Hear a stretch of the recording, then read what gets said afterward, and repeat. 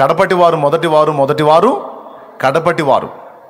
ముందు దేవుని ప్రజలు ఎవరు? ఇశ్రాయేలు జనాంగం. కానీ వాళ్ళు ఆయనను తృణీకరించినందున అన్యజనులకు అవకాశం ఏర్పడింది. ఇప్పుడు మొదట రేపు ఎత్తబడేది ఎవరు అంటే అన్యజనుల నుండి రక్షింపబడినటువంటి సంఘమే, తర్వాత ఇశ్రాయేలు జనాంగం. Praise the Lord. ఎత్తబడే సంఘంలో ఇశ్రాయేలు జనాంగంలోంచి వచ్చిన విశ్వాసులు కూడా ఉండొచ్చు కదంటే ఉంటారు, అది వేరు. వాళ్ళు మనం అంతా కలిపి ఈక్వల్ క్రీస్తునందు. కానీ ఇశ్రాయేలు జనాంగం జాతి మొత్తం కూడా లేచి ఆరోహణం అయ్యేటువంటి ఘట్టం మన తర్వాతే అయింది. ముందు మనం ఎత్తబడతాం, తర్వాత వాళ్ళు ఎత్తబడతారు, మనతో కలుస్తారన్నమాట. కాబట్టి ఇక్కడ పాయింట్ ఏంటంటే మొదటివారు కడపటివారు, కడపటివారు మొదటివారు. తూర్పు నుండి పడమటి నుండి కూర్చుంటారు. రాజ్య సంబంధులు వెలుపటి చీకట్లోనికి త్రోసివేయబడతారని ఒక భయంకరమైన మాట మాట్లాడాడు. దాని మీద ఒక ధ్యానం ఉంది. ఇక వెళ్ళుము, నీవు విశ్వసించిన ప్రకారం నీ దాసునికి అవుతుంది పో అన్నాడు. నీవు విశ్వసించిన ప్రకారం అన్న ఒక్క మాటను విడగొడితే దాని మీద ఒక అంశం ఉంది. టోటల్గా చదివిన ఈ పేరాలో మొత్తం 4 అంశాలు ఉన్నాయి. ఒక్కొక్కటి మనం ధ్యానిస్తే 4 రోజులకు సరిపడా మ్యాటర్ అది. అయితే అన్నీ చెప్పనులే, కానీ కొన్ని విషయాలు మీకు అందించి ముగిస్తా. వాటిలో మొదటిది శతాధిపతి జీవితాన్ని గురించి. తన ఫీల్డ్కి తను చేస్తున్న భక్తికి అసలు సంబంధం లేదు. తన ఫీల్డ్ ఏమో ఎదుటి వాళ్ళతో రఫ్గా వ్యవహరించాలి, సున్నితంగా సెన్సిటివ్గా ఉంటే కుదరదు. సో ఆ తత్వాన్ని సహజంగా వాళ్ళకి లేకపోయినా ఆ ఫీల్డ్లోకి ఎంటర్ అయిన తర్వాత తెచ్చైనా పెట్టుకోవాల్సిందే. ఇక తెచ్చిపెట్టుకొని చిన్నగా ఆ రకమైన మెయింటెనెన్స్కి అలవాటు పడిన తర్వాత ఇక అదే తత్వం వచ్చేస్తుంది చిన్నగా. ఆటోమేటిక్గా వాళ్ళ నైజం అంతా కూడా కొంచెం టెంపర్గా, కొంచెం చూసేవాడికి పెడగా అమ్మో అన్నట్టుగా అనిపించే విధంగా మారిపోయింది. ఆ స్థితిలో ఉండి ఒకడు భక్తి సాధన చేయటం అంటే 2 వేరువేరు ప్రపంచాలతో కలిసి ఒకడు బ్రతకటం, ఒకడే 2 వేరువేరు ప్రపంచాల్లో బ్రతకటం లాంటిది. ఏది? పూర్తి వైరుధ్యం ఉన్నటువంటి ప్రపంచాలు, పూర్తి వ్యతిరేకత ఉన్న ప్రపంచాలు. ఏనంటాడు? వాడిని క్షమించు అంటాడు. ధర్మశాస్త్రం అంటది, వాడిని తన్ను అంటది. అర్థమైందా? రక్షక భటులు అంటే ప్రజలు తప్పు చేసినప్పుడు వారిని దండించేవారు. వారు ఎవరిని దండిస్తారో వారి ద్వారా ఎవరు బాధపరచబడ్డారో వారి పక్షంగా. ఇప్పుడు మనల్ని ఒకడు బాధ పెట్టాడు, మన పక్షంగా మనల్ని బాధ పెట్టిన వాడిని వాళ్ళు శిక్షించేవాళ్ళు. అంటే ధర్మశాస్త్రాన్ని వాళ్ళు వాడతారన్నమాట. స్తోత్రం. అప్పుడే మనకి న్యాయం జరిగినట్టు. మన అమ్మాయిని ఏం కొట్టినా కొడుతున్నాడు, మన చెల్లినో అక్కనో చేసుకున్నాడు. మనం దనటానికి లేదు. కంప్లైంట్ చేసామనుకో, వాళ్ళు తీసుకెళ్ళి పాత చింతకాయ పచ్చడి చేసి లైన్లో పెడతారు. ముందు వాడు మారటం సంగతి ఏమో కానీ రోజు తంతున్నాడు కనుక ఒక్కసారి వీడికి న్యాయం జరిగిందని ఒక రకమైన ఆనందం. ధర్మశాస్త్రం ప్రయోగించబడింది వాడి మీద. ఇప్పుడు చూడండి, ధర్మశాస్త్రము లేకపోతే న్యాయము, సత్యము, ధర్మశాస్త్రము, కృప. న్యాయం ఏమంటది? తప్పు చేసినోడికి శిక్ష అంటది. కృప ఏమంటది? పోనీ అబ్బా వదిలే అంటది. మరి ఈ రెండింటికి కలిపి ప్రయాణం అంటే ఎట్లా కుదిరిద్ది? కాబట్టి పోలీస్ డిపార్ట్మెంట్లో ఉన్న వ్యక్తికి పాపం అటు దానికి ఇటు దీనికి న్యాయం చేయాలంటే పెద్ద శోధన, ద్విపాత్రాభినయం చేయాల్సిందే. ఆ డ్రెస్ వేసుకొని అందులో పోయినాడు ఏరా అనాలా? అది దాటి సంఘంలోకి వస్తే ప్రైజ్ లాడన్నా అనాలా? ఇందులోకి వచ్చేదారు మళ్ళీ బ్రదర్ అన్నా అనుకో, ఏది బ్రదర్ అంత పెడగా మాట్లాడుతున్నావు అంటాం మనం. మన దగ్గరకు వచ్చాడు బ్రదర్, వందనాలు బ్రదర్ అన్న. మళ్ళీ అందులో పోతేనే డ్రెస్ వేసుకుని ఎవడు ఈ వేరు వేరు ప్రపంచాల్లో మనుగడ సాగిస్తూ ఒక మనిషి బ్రతకడం అంటే పాపం చాలా కష్టం. శతాధిపతి జీవితం అలాంటిదే. ప్రారంభం నుంచి ఇశ్రాయేలీ దేవుడైనటువంటి యెహోవాను ఎరిగినోడేం కాదు. తన ఏదో అన్యుడు, తనకు సంబంధించింది ఏదో తనకుంది. కానీ యేసు ప్రభు లైన్లోకి వచ్చిన తర్వాత యేసు ప్రభుని కూర్చిన సమాచారాలు చెవులు పడుతున్నాయి, వింటున్నాడు. అందరు వేరు, ఆయన వేరు, అందరి ప్రవర్తన వేరు, ఆయన ప్రవర్తన వేరు. ఆయన ఒక ప్రత్యేకమైన వ్యక్తి, ఆయన బోధ అధికారంతో కూడింది. ఆయన అలా, ఆయన ఇలా అని ఆ నోట ఈ నోట విని మరి మొత్తానికి ఎట్లా ఫాలో అయ్యాడో మొత్తానికి గమనించి యేసు ప్రభుని అబ్జర్వ్ చేశాడు. ఈ డిపార్ట్మెంట్లో ఇంకొకటి కూడా ఉంటుంది, ప్రతిదీ లాజికల్గా ఆలోచించే మైండ్. సహజంగా పోలీస్ డిపార్ట్మెంట్లో ఉన్న వాళ్ళకి సువార్త చెప్పడానికి కష్టం అనుకుంటారు కొంతమంది. ఎంత మాత్రం కాదు, పోలీస్ డిపార్ట్మెంట్లో ఉన్న వాళ్ళకి సువార్త చెప్పడం చాలా ఈజీ. మనం చూపించే లాజిక్కి తప్పకుండా వాళ్ళు కనెక్ట్ అవుతారు. ఎందుకంటే వాళ్ళకి ధర్మశాస్త్రం తెలుసు, శిక్షావిధి తెలుసు. దాని నుండి ఒకరిని రక్షించాలి అంటే దానికి తగిన పనిష్మెంట్ మరొకటి చెల్లించాలి అనేటువంటి లాజిక్కి వాళ్ళు ఒప్పుకుంటారు. అర్థమైందా? నేను చాలామంది పోలీసు వాళ్ళకు సువార్త చెప్పాను దేవుని రూపంలో. మళ్ళీ నాకు ఆపోజిట్ క్వశ్చన్ ఇలా, ఎందుకంటే కరెక్టే, లాజిక్కి కరెక్ట్గా కనెక్ట్ అవుతారు. ఎందుకంటే ఏదైనా చెప్పు, ముందు లాజికల్గా ఆలోచిస్తారు, ఆలోచిస్తేనే అందులో మనుగడ. అర్థమైందా? ఒక్కొక్కడు ఉంటాడు, వాడే హత్య చేస్తాడు, వాడే పోయి కేసు పెడతాడు. వాడే హత్య చేస్తాడు, వాడే పోయి కేసు పెడతాడు. వీళ్ళు దర్యాప్తు ఎక్కడి నుంచి మొదలు పెడతారు తెలుసా? వాడు చెప్పిన వాళ్ళు కాదు, ముందు కేసు పెట్టాడు చూడు, వాడి దగ్గర నుంచి మొదలు పెడతారు. ఏ టైం వెళ్ళింది ఇంటి నుంచి, ఏ టైంలో, అప్పుడు నువ్వు ఎక్కడున్నా, ఎందుకు వెళ్ళా ఆడికి, నన్ను అడుగుతారు ఏంది సార్? కాదయ్యా, మనిషి పోయింది కనబడట్లేదు అన్నావు, దానికి చెప్పు మరి. మొత్తం దర్యాప్తు అక్కడి నుంచే ఒకళ్ళు విచారిస్తారు వాడినే. అయిపోయిన తర్వాత మళ్ళీ ఇంకొక ఆయన వస్తాడు, కూర్చో, ఏందంట ఎట్లా అంటున్నా, ఎన్నింటికి పోయింది అంటాడు. మళ్ళీ వీడు చెప్పే టైంలో మార్పు రాకూడదు. మారిందా, 8ంటికి పోయింది అన్న తర్వాత 8:30కు పోయింది అన్నాడు అనుకో, ముందు రాసుకున్నాడు పట్టుకుంటాడు. ఇందాక ఎంత చెప్పాను, 8 అన్నావు, అరగంట లేట్ చెప్పేయింది. కాదు సార్, కొంచెం ఒక అరగంట తేడా. సార్ చెప్పు. ఇక ప్రతిదీ ఎక్కడ దొరికితే అక్కడ రాసుకుంటాడు ముందు. అవసరమైతే వాడి మీద అనుమానం ఉంటే 4 సార్లైనా సరే వాడి చేత మాట్లాడిస్తారు. ఈ 4 సార్లు ఎక్కడో చోట తేడా పడతాడు. చెప్పిందే అదే నిజం అనుకో, ఉన్న నిజం అదే కాబట్టి కరెక్ట్గా అన్నీ అదే వస్తాయి. 20 సార్లు అడిగినా. ఇటు దొంగ అనుకో, ఇటు తేడాగాడు అనుకో, మొదటిసారి చెప్పింది టెన్షన్లో మర్చిపోతాడు, ఇంకో టైం చెబుతాడు, ఇంకొక విషయం చెబుతాడు. అట్లాగా ప్రతిదీ కూడా లాజికల్గా ఆలోచించి పట్టుకుంటారు అన్నమాట. ఎందుకు ఈ విషయాలు చెప్తున్నానంటే, యేసుప్రభుని గురించి జనం చెప్పటం కాదు, ఇతను వెళ్ళి అబ్జర్వ్ చేశాడు. ఆయన బోధ, ఆయన వ్యవహార శైలి, ఆయన క్రమశిక్షణ పద్ధతి, చాలా విషయాల్లో ఇతడు ఆలోచించినటువంటి సంగతులన్నిటికీ పర్ఫెక్ట్గా యేసు రీచ్ అయ్యాడు. ఈయన సామాన్యుడు కాదు, ఈయన బోధ సామాన్యమైంది కాదు, ఈయన వ్యవహారం సామాన్యమైంది కాదు, ఈయన చేసే కార్యాలు కూడా సామాన్యుడు చేసే కార్యాలు కాదు, ఈ ప్రత్యేకమైన వ్యక్తి ఈయన అనేది ఫిక్స్ అయిపోయాడు. ఈలోపు తన దగ్గర ఉండేటువంటి దాసుడికి బలహీనత వచ్చింది, పక్షవాతం వచ్చింది, కాలు చేయి పడిపోయింది. తనకెంతో నమ్మిన బంటులాగా ఉండి పరిచర్య చేసేటువంటి దాసుడు, ఆడికేదో జబ్బు వచ్చింది, అరే చూయించుకోరా అని ఏదో పావలా బేడ ఇచ్చి వదిలించుకోవాలా, అట్లాంటోడు కాదు ఇతను. అన్యుడే, జీవం గల దేవుణ్ణి ఎరగని అన్యుడే, కానీ ప్రేమ కలిగిన వాడు. యూజ్ అండ్ త్రో అని వాడుకో వదిలే అనే టైప్ కాదు. కొంతమంది యేసు ప్రభువును నమ్ముకున్న వాళ్ళలో, క్రైస్తవుల్లో ఈ టైప్ వాళ్ళు ఉన్నారు, యూజ్ అండ్ త్రో.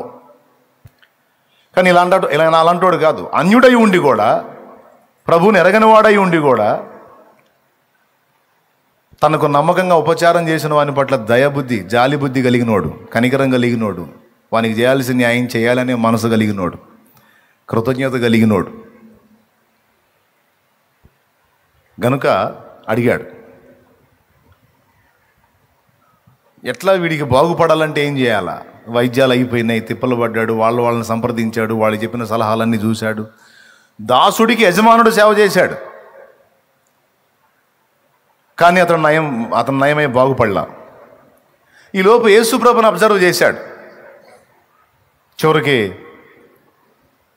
యేసు ప్రభు దగ్గర విషయం ఉందన్న సంగతి అర్థమైంది. చిన్నగా ఆయన రిక్వెస్ట్ చేశాడు, ప్రభువా, నా దాసుడు పక్షవాతం వచ్చి బాధపడుతున్నాడు,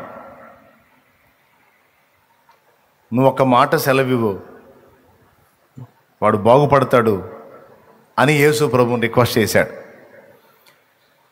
ఈ విన్నపాన్ని ఆలకించిన ప్రభు, నేను వస్తాను, ఇంటికి వచ్చి నేను వాడిని బాగు చేస్తాను అన్నాడు. అయితే ఇతను అంటాడు, ప్రభువా, నీవు నా ఇంట్లోకి రావడానికి నేను పాత్రుణ్ణి గాను, ఎందుకంటే నువ్వెవరో నాకు తెలుసు. నువ్వు నా ఇంట్లోకి వచ్చి, నా ఇంట్లో సంచరించి, నా ఇంట్లో అడుగు పెట్టడానికి, వాసము చేయడానికి తగిన వాడను నేను కాను. నీవు పరిశుద్ధుడవు, నేను పాపీన మనుషుడను అని ఒప్పుకున్నాడు ఆయన. నువ్వు ఏ పాపము లేని పరిశుద్ధ దేవుడవు, నేను పాపీన మానవుడను, నా ఇంట్లోకి రావడానికి నాకు అంత అర్హత లేదయ్యా అన్నాడు. మరి ఎట్లనయ్యా, నువ్వు జబ్బు చేసింది దాసుని కన్నావు? వాస్తవంగా దాసుని గురించి ఎవరు పట్టించుకోరు, ఏదో తొడమో పళ్ళమో ఇచ్చి చూయించుకోరని వదిలేస్తారు. కన్నవాళ్ళైతే లేదా ఇంటి వాళ్ళైతే వాళ్ళ గురించి కొంచెం శ్రద్ధ తీసుకుంటారు. కానీ దాసుని గురించి నువ్వు ఇంత శ్రద్ధ, కాబట్టి నాకు నచ్చేసావా, నేను వచ్చేస్తాను, ఇంటికి వచ్చేసి నేను ఆయన బాగు చేసేస్తాను అన్నాడు. అప్పుడు అంటాడు, లేదయ్యా, అమ్మో, నువ్వు నా ఇంటికి వచ్చేంత అర్హత నాకు లేదు, నువ్వు పరిశుద్ధుడవు, నేను పాపిని అని చెప్పగానే చెప్పాడు. ఇక్కడ తన అయోగ్యతను తాను గుర్తుపట్టాడు. దానికంటే ముందు వాడుకోవటమే కాదు, కష్టపడిన వాడిని గుర్తించి వానికి చేయాల్సినటువంటి న్యాయం చేసే మంచి బుద్ధి కలిగినోడు. అన్యుడైతేనే దేవుడు పక్షపాతి కాడు. ఆ పాయింట్ మీకు అర్థం కావాలి. క్రైస్తవుడైనా, క్రైస్తవేతరుడైనా, దేవుణ్ణి ఎరిగిన వాడైనా, దేవుణ్ణి ఎరగని అన్యుడైనా, నీతి ప్రవర్తన కలిగి ఉంటే, ధర్మబుద్ధి కలిగి ఉంటే, న్యాయబుద్ధి కలిగి ఉంటే, సత్ప్రవర్తన కలిగి ఉంటే, సాటి మనిషి ఎడల దైవికమైన ప్రేమ కలిగి ఉంటే, అలాంటి వాడిని తప్పకుండా ప్రభు దృష్టిస్తాడు. ఖచ్చితంగా వాడిని గౌరవిస్తాడు దేవుడు. మనకన్నా దేవుని వాక్యం ఉంది, వానికి దేవుని వాక్యం కూడా లేదు, కానీ తన మనస్సాక్షిని బట్టి వాడంత నీతి ప్రవర్తన కలిగి ఉన్నాడంటే అది ఇంకా గొప్ప విషయం. శతాధిపతి దగ్గర ఆ లక్షణం ఉంది. ఎదుటివాడిని వాడుకోవటమే కాదు, వాని ఎడల కృతజ్ఞత చూపాలి అనే ఆ కృతజ్ఞత బుద్ధిని తను వ్యక్తపరిచాడు. కాబట్టి యేసుప్రభువు నచ్చాడు. అయితే అంటాడు, మొట్టమొదటిది ప్రేమ కలిగిన వాడు, కృతజ్ఞతా బుద్ధి కలిగిన వాడు, న్యాయ ప్రవర్తన కలిగిన వాడు ఈ శతాధిపతి. ఒకటి. రెండవది, యేసు ప్రభు ఎవరో గుర్తుపట్టాడు. ఆయన ఏ పాపము లేని పరిశుద్ధుడు, ఆయన దేవుడు. ఇతనేమో తను తాను పాపిని అని చెప్పుకున్న వ్యక్తి.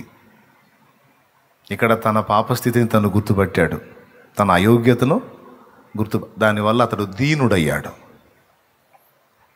వాస్తవంగా 100 మంది మీద అధిపతి అంటే ఒక రేంజ్ మెయింటైన్ చేయొచ్చు. సహజంగా కొంతమంది చూసారా, వాళ్ళకున్న ధనాన్ని బట్టి, వాళ్ళకున్న హోదాను బట్టి, వాళ్ళకున్న గుర్తింపును బట్టి, వాళ్ళకున్న పెద్ద కులాన్ని బట్టి మనం అంటే సేవకుడు వాళ్ళని స్పెషల్గా రెస్పెక్ట్ చేయాలని ఆశిస్తారు కొంతమంది. నాకు తగులుతారు కొంతమంది ఇట్లాంటి వాళ్ళు. ఎట్టి పరిస్థితుల్లో వాళ్ళ హోదాను వాళ్ళు నాకు తెలియజేయడానికి ట్రై చేస్తుంటారు. అది కులం విషయంలోనో, లేకపోతే డబ్బు విషయంలోనో, లేకపోతే వాళ్ళకున్న అధికార విషయంలోనో. అంటే ఎందుకు అది నాకు తెలియజేయడానికి ట్రై చేస్తారంటే, కొంతమంది అమాయకంగా కొంతమంది చెప్పబోతే, కొంతమంది కావాలని చెప్పబోతారు. ఎందుకంటే వాళ్ళకున్నటువంటి ఆ స్థాయిని బట్టి సేవకుడు బెండ్ అవ్వాలి. మేము ఫలానా అండి అంటే, ఆహా అరే అయ్యో రండి కూర్చోండి అంటాను. ఇటీవలి కాలంలో ఒక సంగతి తెలిసింది నాకు. లైవ్ నుంచి చాలామంది ఫాలో అవుతారు, లైవ్ ద్వారా చాలామంది ఫాలో అవుతారు దూర దూరాల నుంచి. ఒక పెద్ద అధికారి ఆయన, ఒక జడ్జి స్థాయి వ్యక్తి. ఆయనకు దేవుని యందు ప్రేమ ఉంది. మొన్న ఒక రోజు నాకు తెలీదు, వాకప్ చేసిన వాళ్ళు చెప్పిన మాట, రాత్రి వేళ వచ్చాడంట ఇక్కడికి. నైట్ అంతా మందిరంలోనే పండుకున్నాడంట. నైట్ అంతా మందిరంలోనే. 11-12 వచ్చాడు. ఆకలి అవుతుందట. తనతో కూడా ఉంటారు కదా సహకారులు. ఆకలి అవుతుంది, ఏమన్నా అన్నం ఉందేమో చూడండి అన్నాడంట మందిరంలో.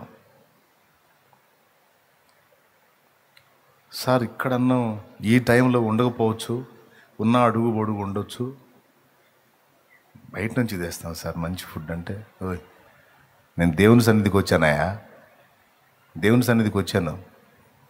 నేను అధికారిగా రాజుగారు అలా ఆయన దాసుడిగా వచ్చాను. ఆయన సన్నిధిలో ఉన్నదే తింటాను, ఆయన సన్నిధిలో ఉన్నదే తింటానయా, తీసిరండి అంటే. పాపం వెతికారంట వాళ్ళు ఆ పాత్రలో. వెతికితే అన్నమును చారు ఏదో ఉంది. ఇట్లా ఇది ఉంది సార్, అడుగు అన్నం చారు ఉందంటే అదే వేసుకురండి అంటే అదే కలుపుకొని తిన్నాడు.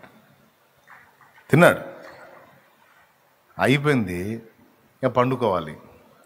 వెనక రూమ్ ఉంది. సార్ బ్యాక్ రూమ్ ఉంది, మంచిగా పండుకోవచ్చు సార్ ప్రశాంతంగా అంటే, దయచేసి మీరు నన్ను ఇక్కడ ఒక హోదా కలిగిన వ్యక్తిగా నన్ను చూడొద్దు. నేను ఒక సామాన్యుణ్ణి, నేను ఆయన దాసుణ్ణి. ఆయన సన్నిధిలో ఒక రాత్రి గడపాలని ఆశతో వచ్చాను. ఆయన సన్నిధిలో ఉన్నది అది మాడు చెక్కలైనా సరే అయ్యే తింటాను. భయంకరంగా దోమలు సార్ అల్లాడిస్తాయి సార్, మామూలు కుట్టవు సార్ అంటే ఆనందంగా కుట్టించుకుంటా, మీకెందుకు, నేను సన్నిధిలోనే పండుకుంటా అని. ఆ రాత్రి వేళ రాత్రంతా కూడా సన్నిధిలోనే కాసేపు ప్రార్థన చేసుకొని పండుకొని తెల్లవారులేసి సైలెంట్గా వెళ్ళిపోయాడంట తన టీముని తీసుకొని. ఊహించగలవా? మళ్ళీ చిన్న స్థాయి అధికారి కాదు ఆయన, పెద్ద స్థాయి అధికారి. కనీసం నాకు కబురు పెట్టడం కూడా చేయలే ఆయన. నేను వచ్చానని చెప్పండి అనే కబురు కూడా లేదు. ఈ ఒక్కడే కాదు, ఇలాంటి వాళ్ళు చాలామంది ఉన్నారు. ఆదివారం ఆరాధన గ్యాదర్ అయ్యే వాళ్ళలో ఒక రేంజ్ ఆఫీసర్స్ ఉన్నారు. కానీ సామాన్యమైన వ్యక్తులకు వచ్చి మోకాళ్ళు వేసి ప్రార్థన చేసుకుని వాక్యం విని ఆత్మలో ఆనందించి ఆరాధించి సామాన్యులుగా లేచి వెళ్ళిపోతారు. అట్లా ఇక్కడ నుంచి అది దాటిన దాకా మామూలుగా బికారుల్లాగానే వచ్చిపోతారు. చూసిన వాళ్ళు వాళ్ళని కూడా అరిసేవాళ్ళు ఉన్నారు. బైక్ పక్కన పెట్టాయా, అది పక్కన పెట్టా, ఇది పక్కన పెట్టా, వాళ్ళని కూడా గద్దించేవాళ్ళు. అలాగేనాయా పాపం. ఒకసారి మన పరిచారం కూడా ఒకటి మన్నాయని గద్దించాడు.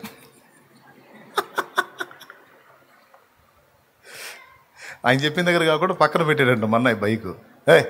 ఆడ తయారయ్యారే చెబుతుంటే అర్థం కాదు, నీకేమో ఆడ పెట్టిపోతాం, మళ్ళీ మేము తీసుకొచ్చుకోవాలి మోసుకొని ఆడ పెట్టు అని అంట. మా వాడు మాట్లాడాలి మళ్ళీ. అలాగేనా ఆయన సైలెంట్ తీసి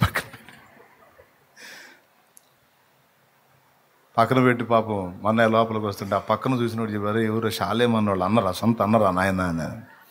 పాపం అన్నా అని కేకేసుకుంటా పరిగెత్తాడు. అన్న సారీ అన్న, తమ్ముడు ఇందాక చేసింది కరెక్ట్, ఇప్పుడు నువ్వు చేసేది తప్పు అన్నాడు. నువ్వు ఇందాక చేసింది కరెక్టు, ఇప్పుడు నువ్వు చేసేది తప్పు.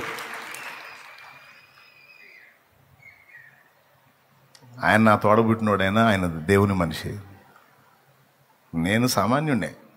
నాకేమో నువ్వు అంత రెస్పెక్ట్ ఇవ్వాల్సిన అవసరం లేదు. నలుగురికి ఎంత కొలతో నాకు అంతే కొలత. నాకేం స్పెషల్గా ఏం అవసరం లేదు. లెక్క ప్రకారం నేను తప్పు చేశాను, నువ్వు పక్కన పెట్టాను, వరుసలో పెట్టాలా? నా తప్పు అది. నువ్వు ఖండించావు, సూపర్, నాకు నచ్చావు, అట్లనే ఉండు. లేకపోతే ఇబ్బంది అయిపోయింది, పరిచర్య నడవదు. నీ పరిచర్య మంచిగా సాగాలని నువ్వు ఖచ్చితంగా గద్దించి లైన్లో పెట్టాల్సిందే, ఏం పర్వాలేదు. అంటే ఎందుకు ఈ విషయాలు చెప్తున్నానంటే, హోదాను చూపించుకొని, స్థాయిని చూపించుకొని, ధనవంతులమని చూపించుకొని, లేకపోతే అధికారులమని చూపించుకొని, ఏదో ఆ టైప్ ఆఫ్ వేలో ట్రై చేయొచ్చు. కానీ శతాధిపతి యేసు,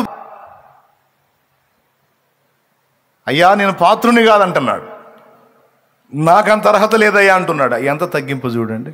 కొంతమంది సంఘంలో విశ్వాసులం అండి, ఏంది రాడా, ఏంది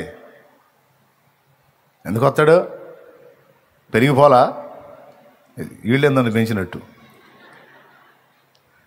కొంతమంది ఫీలింగ్. అట్లా పొరపాటు ఆలోచనలో తప్పు. దేవుని ఎదుటికి, దైవజనుని ఎదుటికి వచ్చినప్పుడు ఎన్నడూ కూడా హోదాని, అధికారాలని, డబ్బు స్థితిని, లేకపోతే వాళ్ళకున్న కులము గొప్పతనాన్ని ఎక్స్పోజ్ చేయడానికి ఎన్నడూ ట్రై చేయకూడదు. అనవసరంగా కృప పోగొట్టుకుంటారు, దీవెన పోగొట్టుకుంటారు. ఆ ఎచ్చులు పడకూడదు. నా భాషలో చెప్పాలంటే ఏ ఎచ్చులు, వాటిని కూర్చుని ఎచ్చులు పడకూడదు.